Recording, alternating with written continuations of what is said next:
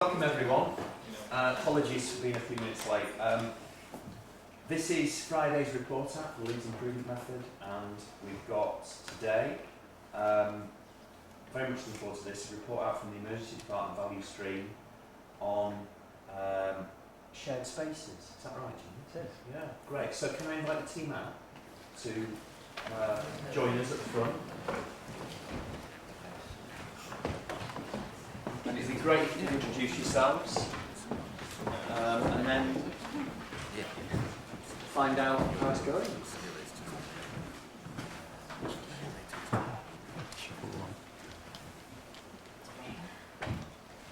Hello, my name is Jimmy Parvin. I'm a Kaizen Promotion Office Specialist, and I was the team lead for this two-day Kaizen event, the first that we've run in the Trust using this model of improvement. So this is our high-level value stream map for the Emergency Department, and we're focusing on what you've heard as titled shared spaces, which is the cubicles that we see our patients in the majors part of the ED. Our project forms next, which frames the work for our event. Our focus was on the interaction with patients that happen in these cubicles. We observed that team members frequently had to leave the cubicles to search for equipment or information, which is a waste of time and motion. While they search for this stuff, our patients are waiting. We also observed that there's a struggle sometimes for the team to find a cubicle in which to complete this interaction, and again, while they're searching, their patients are waiting. So we wanted to use the Leeds Improvement Method, particularly the tools around 5S and visual control, to improve this process, reduce the waste and frustration for staff, and improve that patient experience in the department. So to sharpen our focus, Steve Bush, who's the sponsor for this piece of work, offered us a challenge. Firstly, to ensure that there was no need to leave the cubicle during the clinical interaction. And secondly, to ensure the blue team coordinator, the key nurse in that majors team, knows the status of the cubicles at all times. So that really helped our focus. And as you know, with our method, we have baselines because we need to measure our improvement. So we had 3 measures in this week. We had 2 days, so be careful on that. Don't have it. So cubicle availability, is it correct and visible? And also the number of times the clinician had to leave. And a 5S measure which starts at level 1, just beginning, about cubicles. And we focused this on 4 cubicles. We're thinking about the 25 in department. Is that reasonable in 2 days to sort all that out? And we agreed we would focus on 4 and see where we got to. So baselines, 96% defects in visibility and 300% defects in terms of clinician leaving the cubicle, which represents 3 times in 2 interactions. So quite significant baselines. I'll hand you over to the team. So on the back of the sponsor challenge, we had the opportunity to stand back and watch nurses and clinicians working in the department using all the available clinical space and equipment.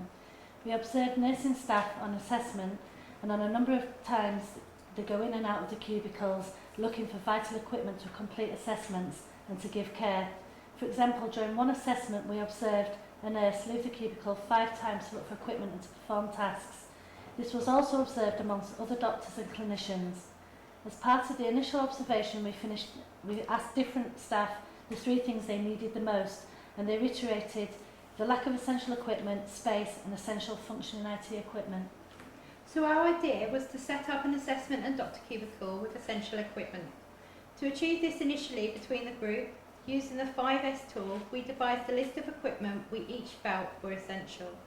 We then simplified the list and agreed on 16 items that we all felt were essential items. We managed to set 3 cubicles with 12 out of the 16 items and 1 cubicle with 13 out of the 16 items, with the addition of a functioning computer. The essential items consisted of observation machines, tendon hammer, sheets and gowns for patient dignity, gloves and aprons and vomit bowls to achieve patient interaction without the need to leave the cubicle until the end of consultation. Over the 2 days, we were able to set up 4 doctor cubicles and 2 assessment cubicles with these essential equipment, so therefore be able to carry out the patient-clinician interaction without the need to leave the cubicles. So what did we find? As Jimmy mentioned, before we made this intervention, we were finding a 300% defect rate, which equated to people leaving the cubicle 3 times to find the stuff that they needed. After this, we got the defect rate down to 96%, so quite a big improvement. Speaking to the doctors and nurses that had used these cubicles afterwards, they felt that it was a really positive thing and that it was making them a lot more efficient because they weren't spending time having to go out of the room to look for the stuff that they needed. Where do we go from here? We have 25 cubicles and we managed to set 4 cubicles up in a way that improved things. We did actually find along the way that we had a few more of certain items of resource than we thought we did. Tendon hammers are elusive beasts and a lot of time is actually spent looking for them. We found 7 in the department. It probably is unrealistic for us to have 25 tendon hammers, but if we can get these 7 rounded up and located in a central place where people know where they are, that will still reduce the amount of time spent looking. On another note, the items that were on the list were things like working IT, gowns and sheets. We would ideally like to have these in all of our 25 cubicles, but we appreciate the resource situation at the moment, and that is probably unrealistic. So where we'd like to put the focus on this is trying to equip our rapid turnaround cubicles and our assessment cubicles, where we feel that this intervention would actually have the biggest effect and improve efficiency the most. Focusing on the second part of the sponsor challenge, we identified that the nursing blue team coordinator often had very little awareness of cubicle availability and upcoming capacity. From direct observation, we were able to highlight the difficulty all staff members were facing when looking for space to assess patients. A significant amount of time is currently wasted with staff walking the department up to 3 times before locating a free space. We observed one instance where a student nurse, staff nurse and doctor were all actively seeking capacity. During this time, the coordinator was unable to quickly assign an available cubicle or identify any patients suitable to step out. In order to improve this, we wanted to create a system that enables a single individual to control cubicle use capacity and availability. We explored and tested a visual idea and a hard copy department list. We trialled the use of signs within the department. These said free on one side and in use on the other, as well as using colours to identify these as an easy visual aid. We initially trialled this with 3 cubicles and then extended this to 7 cubicles on the next day. Staff working on shift at the time were informed of the signs and the aim for using them. We gained data from them by observation of staff and verbal feedback. It was noted that on day 2, after 30 minutes of them being in place, that all signs outside the cubicles were correct. After an hour, there was one that was incorrect. This was due to staff compliance and awareness of the signs. We also noticed some problems with them. This was mainly due to the infrastructure of the department, as there was nowhere secure enough to hang them that was also visible and easy to reach. It was noted that these could not be easily visible to the blue team coordinator for cubicles not in the immediate vicinity. This then led on to a further idea for more control for the blue team coordinator in the form of an A3 laminate. This gives the nurse an easy overview of the cubicle usage and availability within the department. Hi, I'm Jane Pilkington. I'm the senior sister in here, the A&E at the LGI, but I'm also the process owner for this event as well. So as you've heard from my colleagues, we did recognise and observe that awareness of cubicle availability was a vital part of keeping the main flow in the department. This is vital to reduce the waste of time for clinicians who are having to walk around looking for empty rooms. We intend to drive the team coordinator role by using a visual A3 laminate sheet alongside the computer system. We also will ensure all cubicle requests go through this central person, so awareness of availability is quick and accurate, therefore reducing non-value added time. Admissions, discharges, room blocking will need to be discussed before use, so if you haven't discussed it, it's not available to use. Hello, my name is David. I'm Emergency Department Consultant and Clinical Lead at the LGI. As we have stated, cubicles are not always necessarily being used optimally. We did some small sample observations and found that 30 to 70% of the time, patients did not need to be in the cubicles that they were in. We made the hypothesis that staff focus on the next step rather than the end game, and we developed a visual tool, which you can see on this picture, to try and aid staff to move on to the next step. The mnemonic is plan. P is for patient plan. Do you have a plan? And if the plan is a treatment or a test, what are the possible options after this? This is to encourage people to think ahead. L is for look. Is the cubicle ready for the next consultation? We have observed cubicles that are not ready for the next consultation, and again this is to encourage getting it prepared for the next use. A is for aware, is the blue team coordinator, the patient flow coordinator, and the patient aware of the plan. And N is for need, does the patient need to stay in the cubicle? This is to encourage people not to be left in there unnecessarily. We measured the understanding of this by just asking staff what their plans were and observing how much of their plan involved the plan that we've just described. And we noticed that more senior staff had considered some of these options more than some of the junior staff, and therefore we thought it might be a useful option. And we've already had some positive feedback on this. In terms of next steps for this particular thing, we plan to sort of fine-tune the tool and promote it more widely. So this is our newspaper, which describes our actions and next steps, which we have all committed to take forward. We look forward to sharing our progress report with you in 30 days' time. So just returning to our target progress report, so encouraging movement with still some opportunity to come. 96 down to 62% defects in terms of the availability of cubicles. Much better in terms of the 12 observations, there were 11 exits by our clinical colleagues. Certainly better than the 300% start, but there's room to go there, and as you heard from the team, some things they've really worked hard on and were within their gift, and other things are a little bit harder and things that we'll take forward. Again, what you've heard there is that of the 5 S's, the first 3 usually are quite easy, and even with something that sounds straightforward like a cubicle, we've kind of got to level 2 on 2 of those S's, with a lot more to come. The consistency about how we check the sweep part, how we standardise and commit as a team to always put the hammers back in the right place, and how we check on that. It's all tricky stuff. It doesn't happen in 2 days, but you've heard the commitment going forward, and I would certainly say that even if those 4 cubicles can maintain that level over the next 30 days, that will be an improvement for our patients and the staff frustrated not having what they want. So key learning. I think this method keeps reinforcing that giving ourselves permission to take the time to observe the current state is invaluable. It's resonated some of the comments from team here. All of you at some point have said, I've just had a chance to take a step back and I've seen it very differently, and I think it's just worth reinforcing over and over. But we do have to give ourselves permission to do that.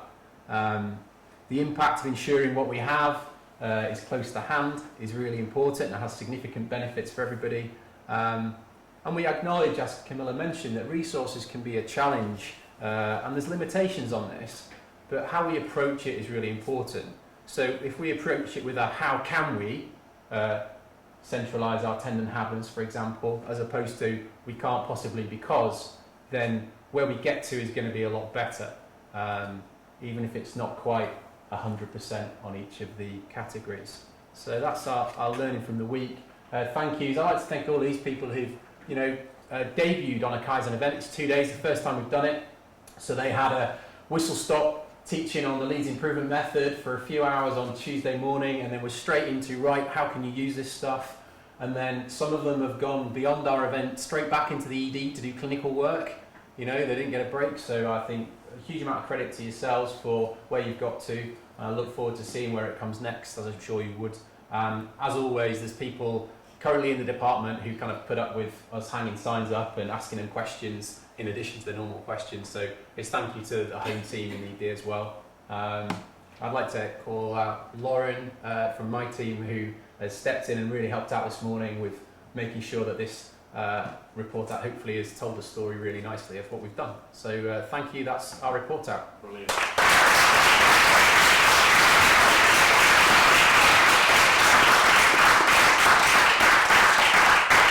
Great, that's good. Stay there. Stay there. Because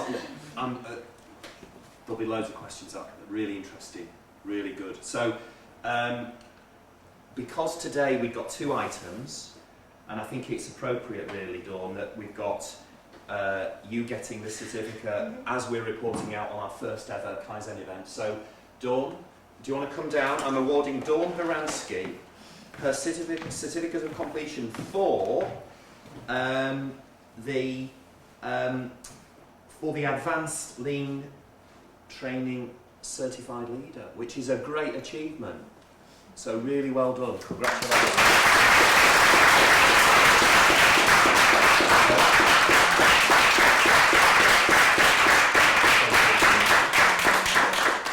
So maybe Dawn, you can join the team for sort of Q&A, because I'm sure there might be some questions for you as well in terms of the experience and the learning you've had on your journey to achieve what you've achieved. But if we think about what we've heard today, first time we've tried this, Jimmy, you were saying, in terms of a 2-day Kaizen event. So I'm really interested in how that was for you all. Great report out, but I'm quite, interested in the learning you guys have had as part of that and how you felt it worked in trying to apply some of that to what we saw in terms of the results and the process that you achieved. So who'd like to kind of comment on that? Yeah, I could. Yeah. For me, it was an amazing opportunity Yeah. to actually be in the department, but to be not involved in clinical work. Right. It's probably one of the only times that I've spent that amount of time in the department actually in an observer role as opposed to at work. So that was really interesting and a lot of insight from that. Yeah. In terms of my involvement with the 2-day process, I think we all feel like we've got quite a lot out of it. And for me, I think my only thing was I felt like we could have done this for a bit for longer. Yeah. 2 days felt we'd like to go back. We've got loads more ideas. Yeah. So it was a very positive thing, and that standing back was something really interesting for me. Great. Thank you. So I think that this originally was planned to be a full RPIW, and then we've postponed that and done this smaller Kaizen event. I think it works quite well, knowing that we've got a full RPIW coming up on the same project, and it kind of gives us a little bit of a head start. And the learning we can get from this 2-day event going into the full RPIW will be invaluable in terms of things like comms that we did for the first RPIW that have been less for this one because it was a smaller event, and it'd be really useful to bring those into the next thing. But also, because we've got a bit of time, some of the things that we weren't able to solve in a day, we can actually bring forward into the full week. So I think it's been useful. Great. So, other questions, Phil? I'll just make a comment because I want to particularly thank the team and the KPO, because it's the first time we stopped the line on the RPIW, because we realised we were not going to be able to deliver a successful RPIW. But I really want to thank Jimmy and the rest of that KPO team, because they rallied round, thought about what we'd do. The team had made their time available to do the RPIW and really quickly switched to doing this Kaizen event. So I think it was really fantastic to do that. Thank you very much. That's great. Round of applause, I think.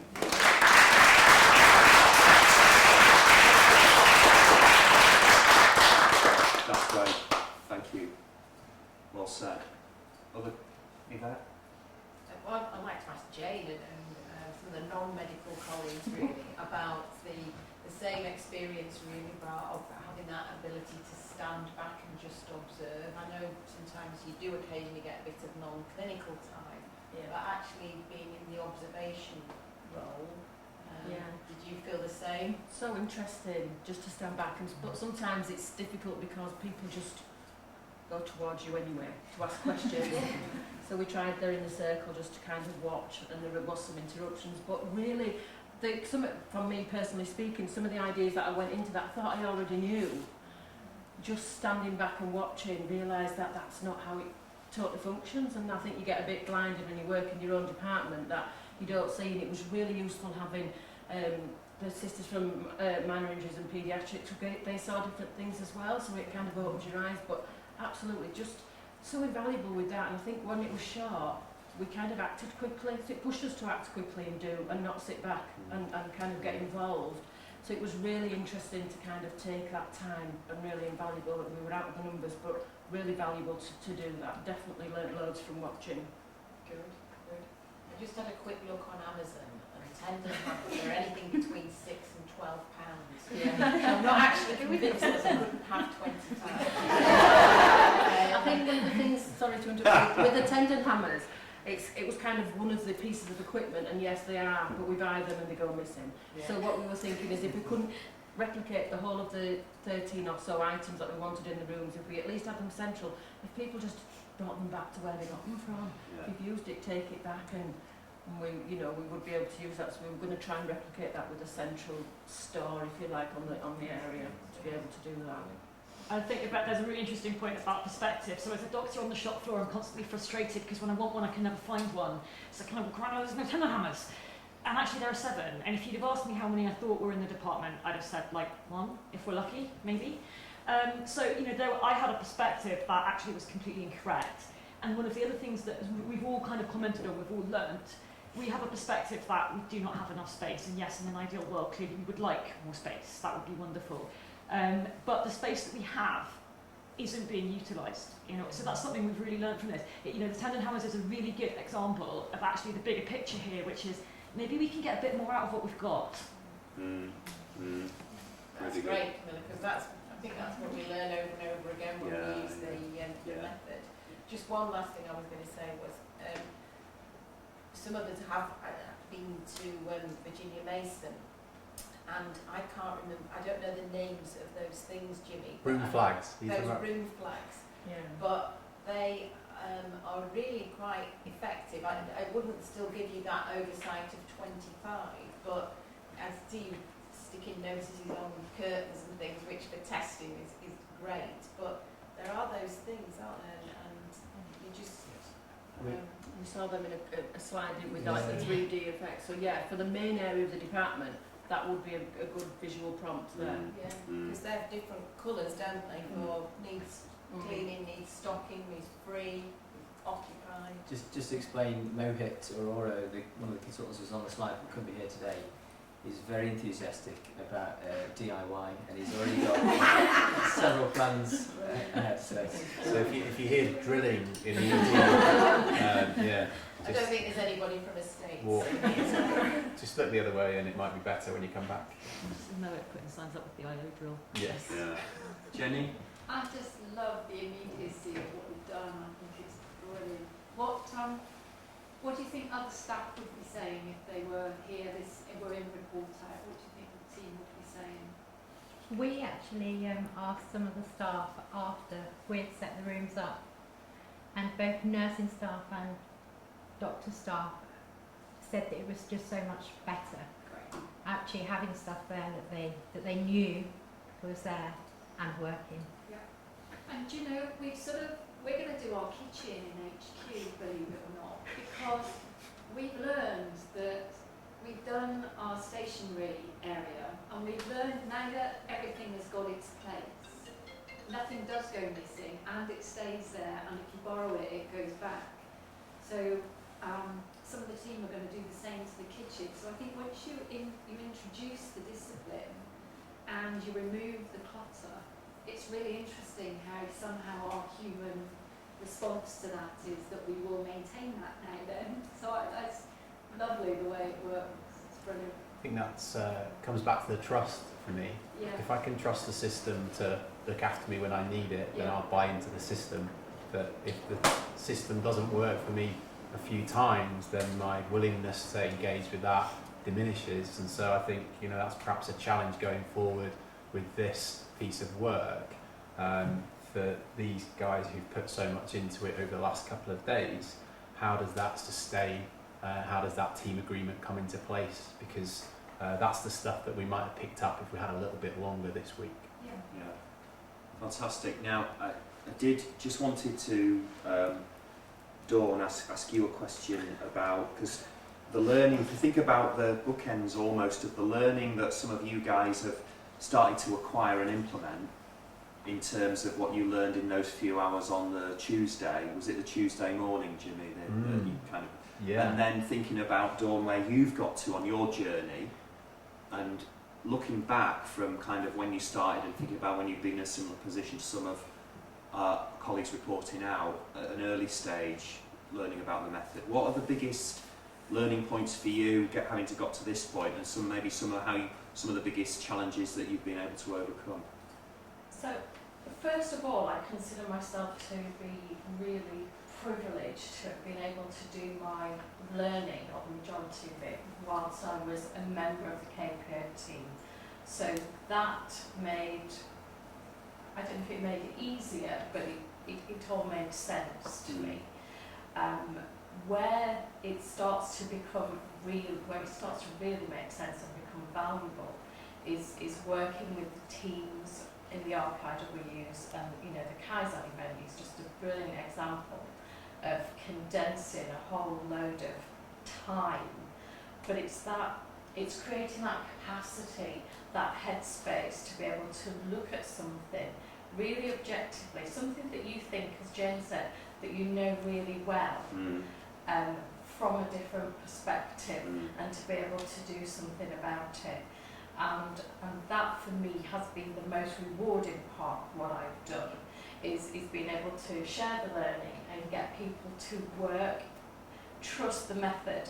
The RPIW that Matt and I did back in May, how many times did we say, please just trust the method?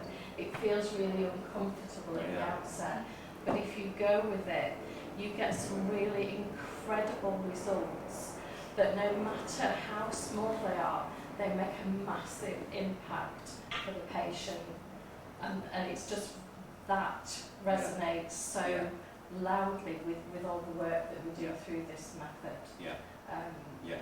Great, thank you. And I guess we've reached time, but I just wanted to add my thanks to all of you and encourage you to keep going with this, because I think you're definitely onto something with how you're looking at the space that you all work in, day out, but looking at it through a different lens, as you would kind of describe through the way you've analysed it and thought about the processes that you undertake.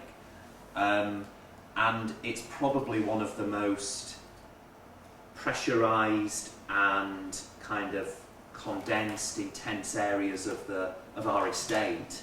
So important that you're kind of thinking through how we can maximise its effectiveness, that ultimately, particularly given what you described about the in and out of the cubicles for patients, for the experience of patients and families, that I'm sure will make a big difference as those start to reduce, and also from the ease of you as colleagues, knowing that you can find the hammer, knowing that you can find everything you need, knowing that the cubicles are going to be available and ready and so on. Simple, but like changes the way that you feel about your Genba and how you work. So fantastic, really good. Thank you very much, everyone. Great report.